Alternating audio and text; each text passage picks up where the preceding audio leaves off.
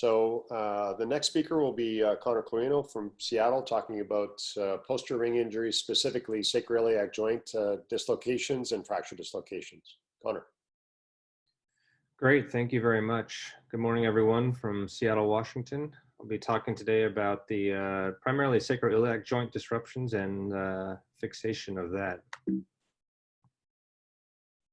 So here's a first case example, obviously a dramatic sacro-iliac disruption.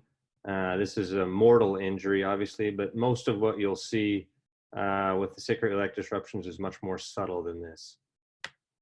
The objectives I have for you today is first to talk about percutaneous iliosacral lag screw reduction for these injuries, and then to talk a little bit about open anterior reduction.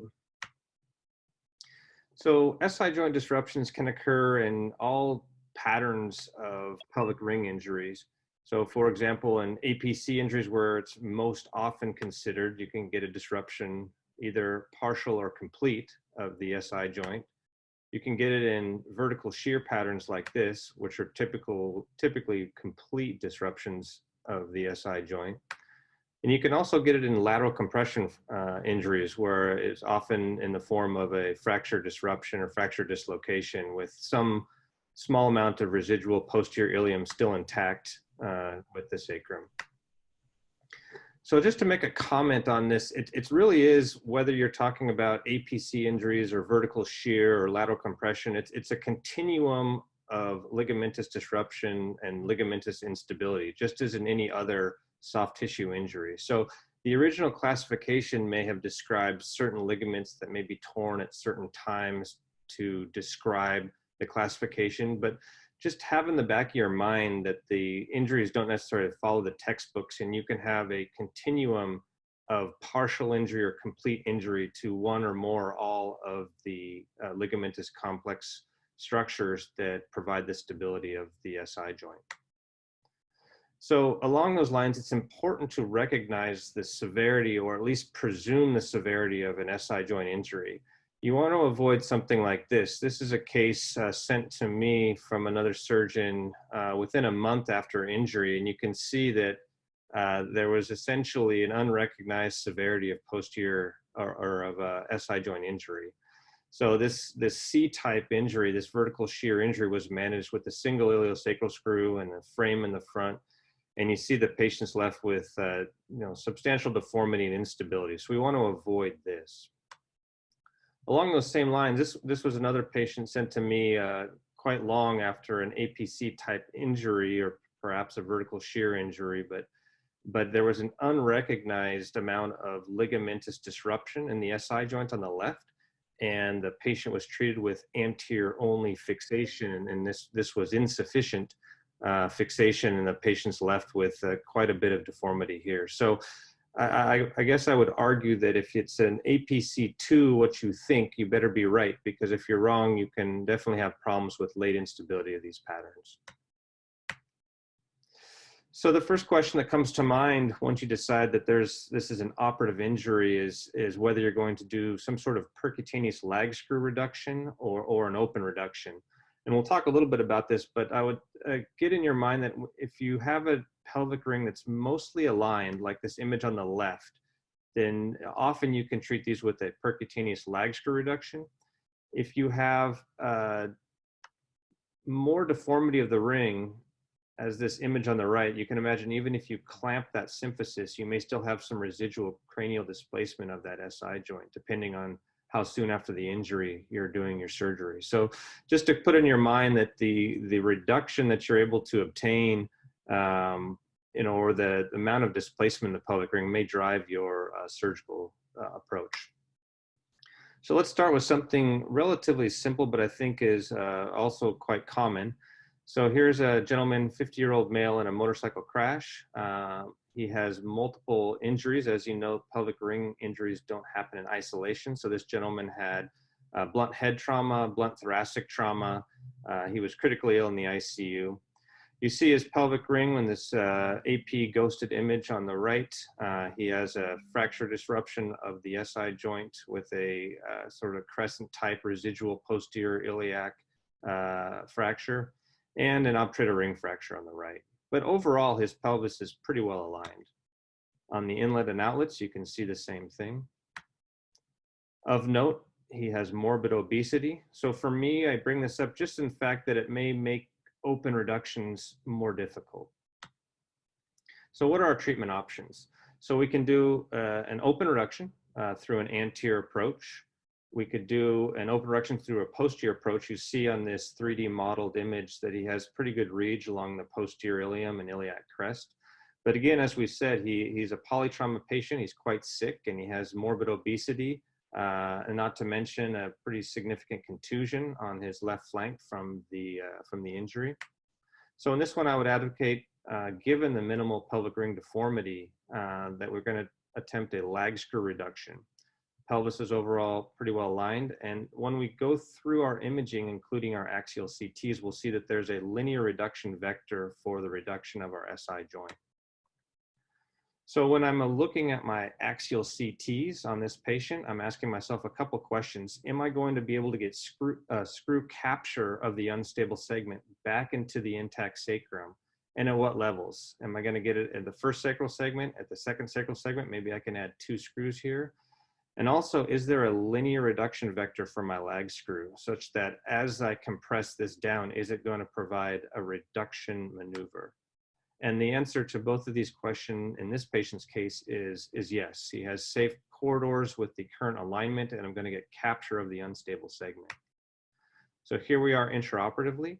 Notice that my guide wire is going to be orthogonal to the SI joint if possible, because again, I'm providing a linear reduction vector with this lag screw. And then as I compress this, I'm going to reduce the SI joint. Okay, so preoperative planning of my safe corridors, which we've talked about last week, as well as preoperative planning of the angle of attack, so to speak, of these lag screws. All right, here's his final fixation. Here's our postoperative CT scan. And here's his 6-month follow-up. Overall well-aligned ring. It's not anatomic, but not perceptible to him, and he's doing well. Let's take a step up in terms of severity of injury to the SI joint.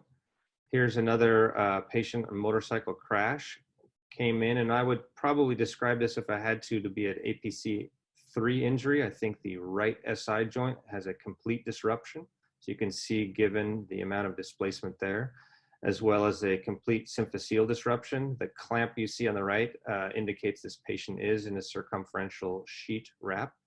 So again, the question becomes, are we going to do an open reduction of that right SI joint? I think that most people would treat this operatively. So we're going to do an open or a percutaneous reduction of this right SI joint. So I asked myself, is there a linear reduction vector, or can I obtain a linear reduction vector for that SI joint? If so, perhaps a percutaneous lag screw reduction will be sufficient. If not, then I would need to open this approach. Regardless, don't be afraid to open to get an anatomic reduction if you need. So here is his corresponding axial cuts on his CT. I see I have a very nice linear reduction vector for a lag screw. Here's an intraoperative inlet showing the same thing. For these injuries, my approach is typically to open the front and at least clamp the symphysis. I think that can act as a hinge point and have also an indirect reduction of the corresponding SI joints. And at this point, I then reevaluate the alignment of the SI joint to determine if it is aligned sufficiently that a lag screw will reduce this. In this one, I felt it was, so I've done an open reduction as James described and clamped the symphysis. This is temporary to act as a hinge point and also provide some indirect reduction of the right SI joint. The alignment of the joint on the outlet looks good, and I have a linear reduction vector for a lag screw. On the inlet, I see the same thing, both aligned on these planes except for the displacement lateral, as well as a linear reduction vector for my lag screw. Now, obviously, there's a limit here and a couple of commentary points. You need to calculate how much displacement you have of this SI joint when you're sizing your screw so that you don't penetrate the contralateral side of the sacro-iliac. So just be mindful of that.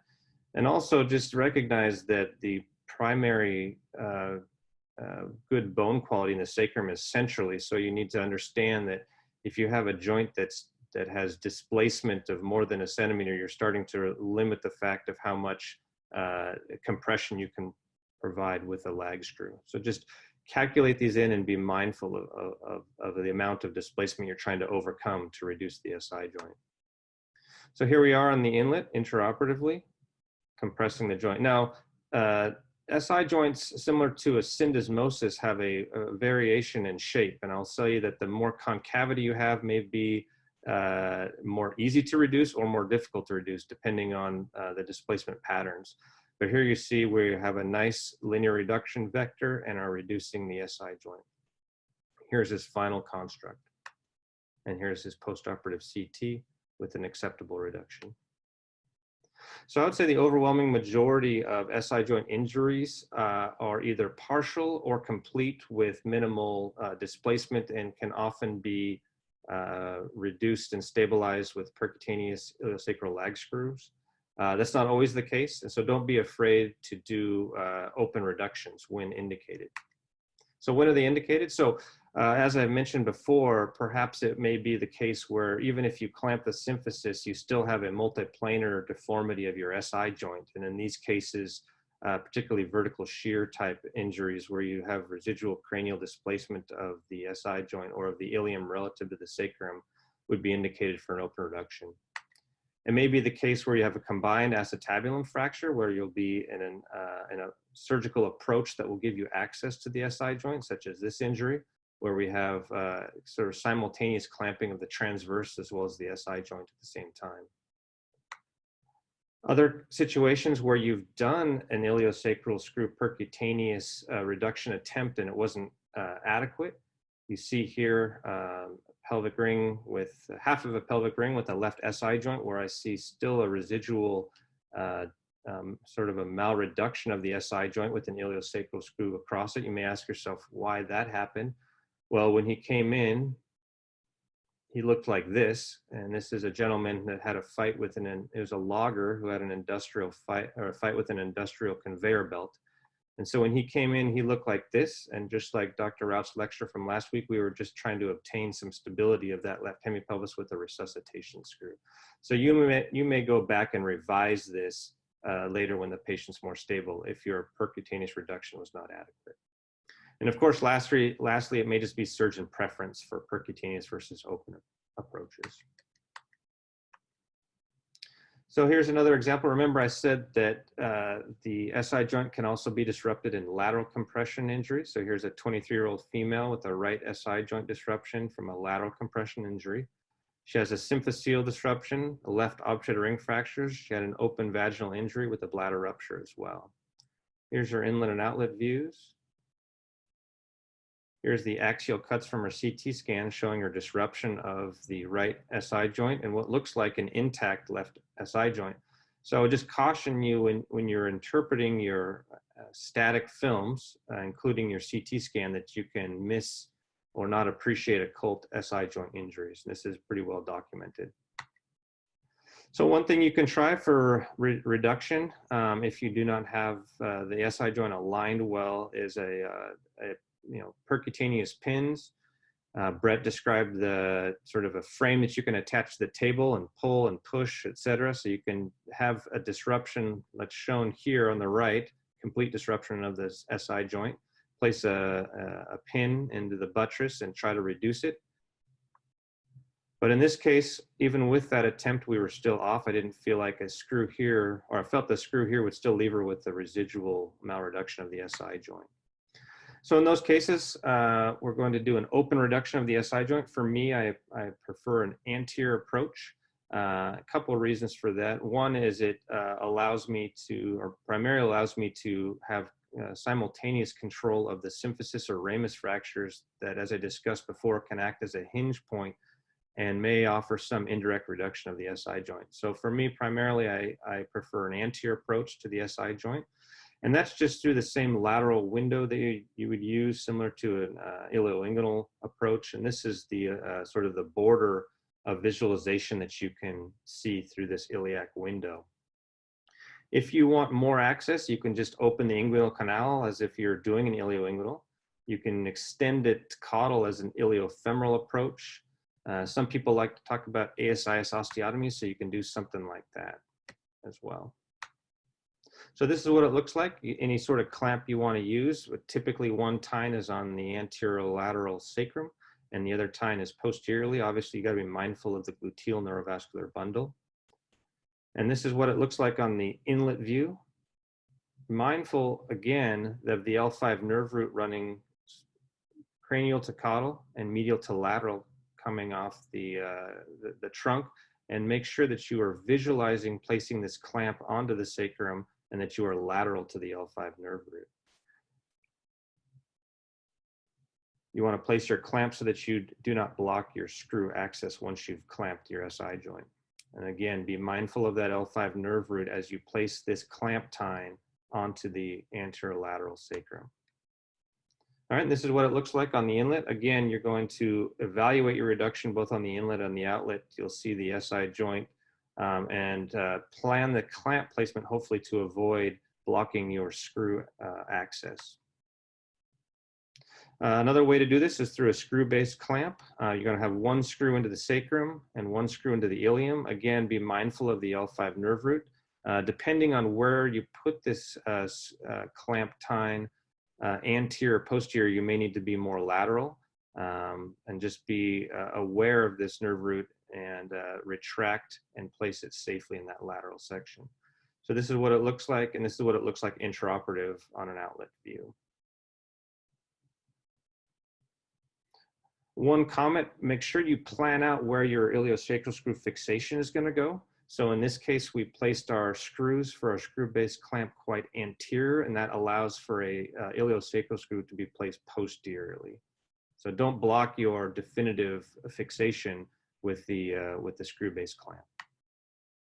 You can also use a plate-assisted reduction. So this is just a basic recon plate on intraoperative inlet and outlet views. Typically, there's room for only one screw into the sacrum and two screws into the ilium for this plate base. It can also be used for definitive fixation if you need to.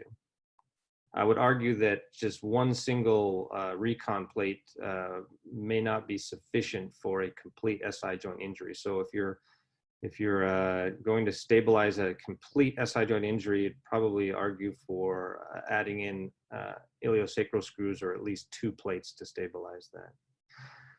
Once you've got your reduction of your SI joint, you're going to want to evaluate the quality of your reduction. And I would say that this is one of the more difficult joints for us to truly evaluate whether we have an anatomic reduction. But the best things we can do is with our imaging on the inlet view, we're going to look at this anterior line. We want to see that nice, smooth sort of Shenton's line of the anterior SI joint.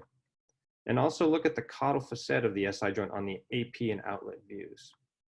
So here's an example of a case where we saw this caudal facet of the SI joint look disrupted, and the corresponding CT scan shows just how much malreduction of the SI joint you have. So back to our patient. So this is our lateral compression injury. We saw a complete SI joint injury on the right side. We did stress the left side, searching for an occult LC3 type injury, and found an occult injury of the left SI joint. So what she got was a percutaneous lag screw on the left side first to stabilize that occult injury, and then an open reduction of the right SI joint. And then in the front, we treated her out with a frame given the open injury and bladder ruptures, which James had mentioned. Here's her postoperative CT scan. Here's her healed follow-up. And then at 2 years, she came back. She wanted her screws out. So a few discussion points that frequently come up with sacro-iliac joint injuries. We went over percutaneous versus open reduction and why you might want to choose one versus the other.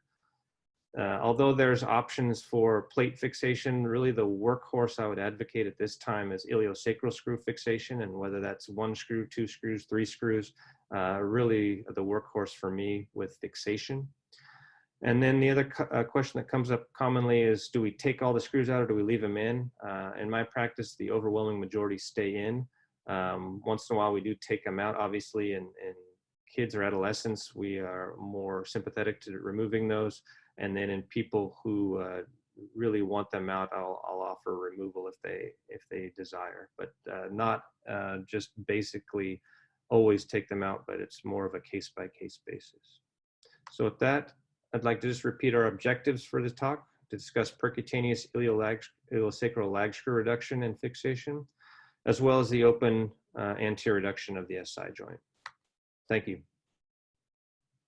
Thanks, Conor. One of the questions that came up was your concept of the linear reduction vector. And one of the questions was, how do you assess that on the CT scan when you have significant displacement in multiple planes? Yeah, great question. So hopefully I was implying by this is that you have a screw, and whether it's a lag by design or a lag by technique where you over drill the ilium, you're only going to do a linear reduction maneuver since it's just a screw. And so you have if you have a multiplanar deformity or displacement of the ilium relative to the sacrum, you're not going to be able to necessarily accommodate that with just a screw. So the evaluation is both on the preoperative x-rays, AP inlet outlet, as well as the CT scan. In addition, if you have a concomitant symphyseal injury, then once you clamp that, you can again judge your reduction of your SI joint on AP inlet and outlet.